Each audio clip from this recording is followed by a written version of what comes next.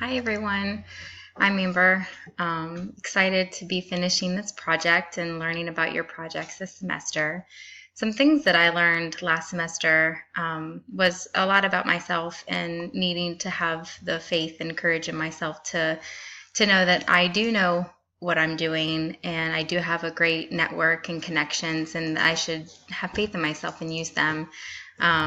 Also, I've spent the majority of my career making connections and knowing how important they would be in the future. And now is the time that I really get to use them. So I can't be shy. I tend to be a little introverted.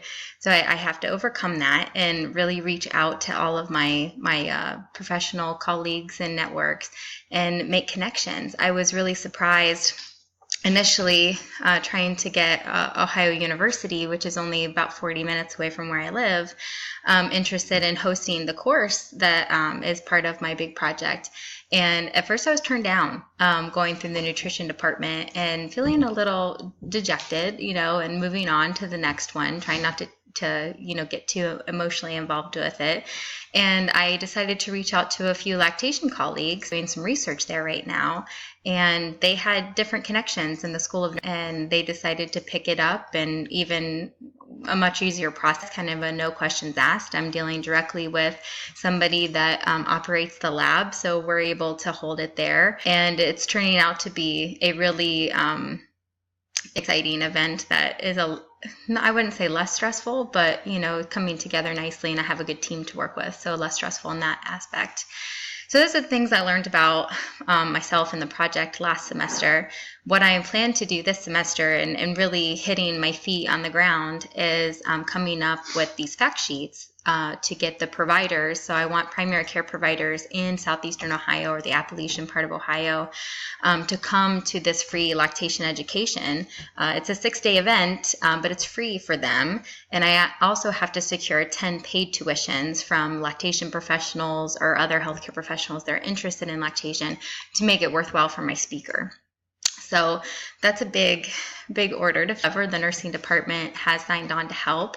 They're going to be pushing this class with not only their RN program, but their DNP program and their other NP programs. And then they also have a PA program and then a DO program, so a school of medicine there that they're going to be pushing to attend this. So I'm really hoping that I can get at least 5 physicians from the area to come. And I know maybe that number sounds low, but we only have 312 in this area. So having 5 would be really exciting for me, and then having 10 paid tuitions.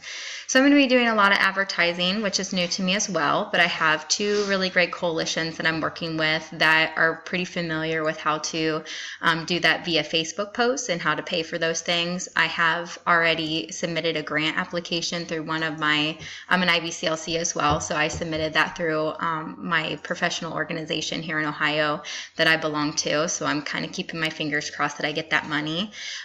Because that'll make this a lot easier and, not out of my pocket, which is really nice since we just built a house. And but I also need to create those fact sheets, and I'm going to be going to physician offices to meet with them directly and really make my case of why they should come and do this education, because I am a volunteer for the most part at this point in the lactation community where I live, but they need to know what their patients are experiencing with them as their care providers with breastfeeding, because it's not good. And they really need to know that they are failing these moms and babies, whether they believe doing good medicine, or they need to understand that they're playing a role in this and that I can help them. And it's free. It just really requires their time.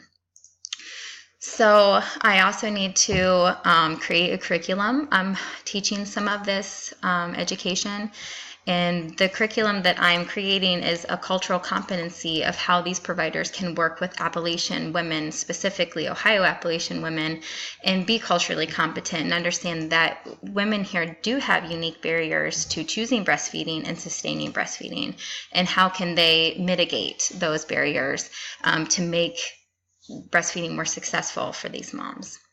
So that's a lot to do in addition to trying to recruit the people. So I'll be very busy. I'm really excited about this project. It's definitely a labor of love.